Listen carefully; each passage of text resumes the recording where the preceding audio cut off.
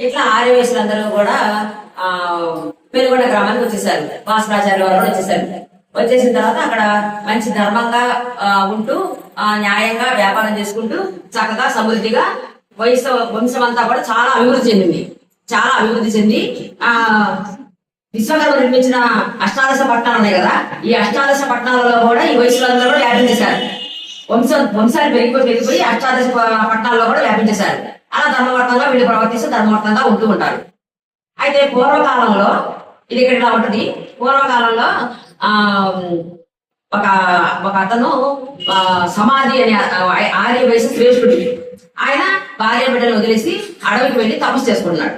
అలా తపస్సు చేసుకుంటూ ఉంటే ఒక మహర్షి వచ్చి ఆ నది ఒడిని తపస్సు చేస్తే తొందరగా సిద్ధించుద్దని చెప్పాడు. సరే నది ఒడికి వెళ్ళి తపస్సు చేస్తున్నాడు. ఆయన 3 సంవత్సరాలు తపస్సు చేసిన తర్వాత జగన్మాత ప్రత్యక్షమైంది.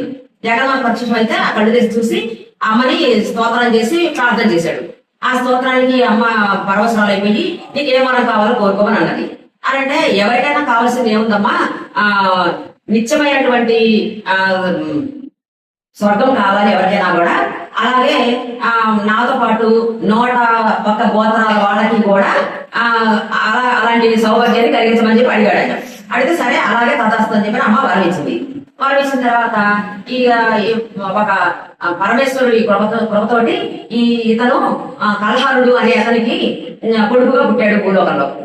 పుట్టిన తర్వాత అప్పుడు పుట్టిన వెంటనే ఆకాశంలో నుంచి దేవతలు పూలవర్షం కురిపించారు.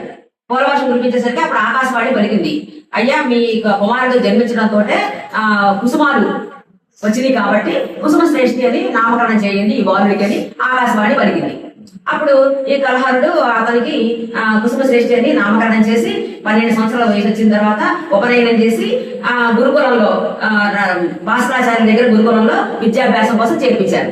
ఇక ఆయన వీళ్ళకి ఏం చెప్పాలో విద్యలు తెలుసు కాబట్టి ఆ ప్రకారంగా శాస్త్రాలు, ధర్మశాస్త్రాలు, వేదాంగాలు అన్ని కూడా నేర్పుతాడు. గురుముఖత ఏమేమి నేర్చుకోవాలో అన్ని విద్యలు కూడా నేర్పుతున్నాడు భాస్కరాచార్యుల వారు ఈ కుసుమ శ్రేష్ఠికి. ఈయన ఎంతో తెలివిగా జ్ఞానంగా ఉండేవాడట. పుస్తకాలు చూసి బట్టి పట్టక్కర్లేదంట. ఆయన చెబుతుంటేనే ఈయన విని వచ్చేసేయండి అన్ని. అలా గురుకులంలో ఆయన విద్యాభ్యాసం చేస్తూ ఉన్నారు. జై వాసవి.